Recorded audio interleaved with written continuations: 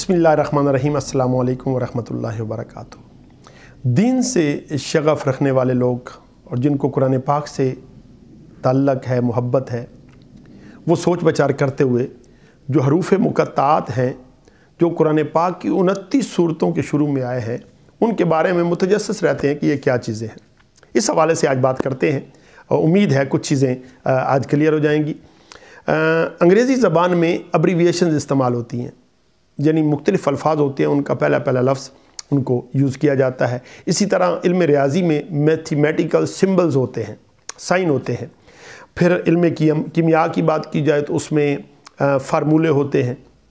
Music की और इसकी बात की जाए तो उसमें म्यूज़िकल साइंस होते हैं।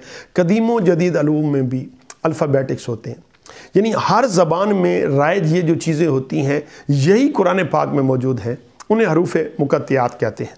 इनका असल इल्म तो अल्लाह और उसका रसूल सल्लल्लाहु अलैहि वसल्लम वही बेहतर जानते हैं, मगर इस हवाले से इतना ज़रूर है कि ये मुख्तलिफ़ इशारात में बात की गई और बहुत सारा इल्म इनमें समो दिया गया।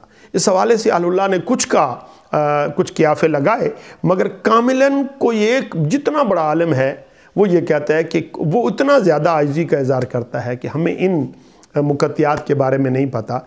हमें भी मुतजस्सिस नहीं होना चाहिए, बस समझने के लिए इतना ज़रूरी है कि 29 सूरतों के आगाज़ में इनको रखने का मतलब ये है कि ये कुछ राज हैं, मगर राजदार जो राज़ों में शरीक होते हैं, जो अल्लाह वाले होते हैं, उनको अल्लाह जितनी ज़रूरत, जिसको जितनी इस्तिताअत है बर्दाश्त की, या रब को जिससे जितनी मोहब्बत है इतना हरूफ़ मुक़त्तियात का इल्म उसे दे देते हैं, अता फरमा देता है। वरना अमूमी तौर पर आप और हमारे लिए इतना ही है कि हम इन्हें पढ़ें, हर लफ्ज़ के बदले में 10 नेकियां मिलती हैं, इसलिए उनको वो नेकियां कमाएं और आगे पढ़ते चले जाएं। उसके बाद आगे उसकी तफसीलात मौजूद होती हैं। अल्लाह ताला की ज़ात हमें कुरान पाक के अलूम से मोहब्बत करने, इन्हें सीखने और इन पर अमल करने की तौफ़ीक़ अता करे। आज की वीडियो में इतना ही। आइंदा वीडियो तक के लिए अल्लाह हाफ़िज़।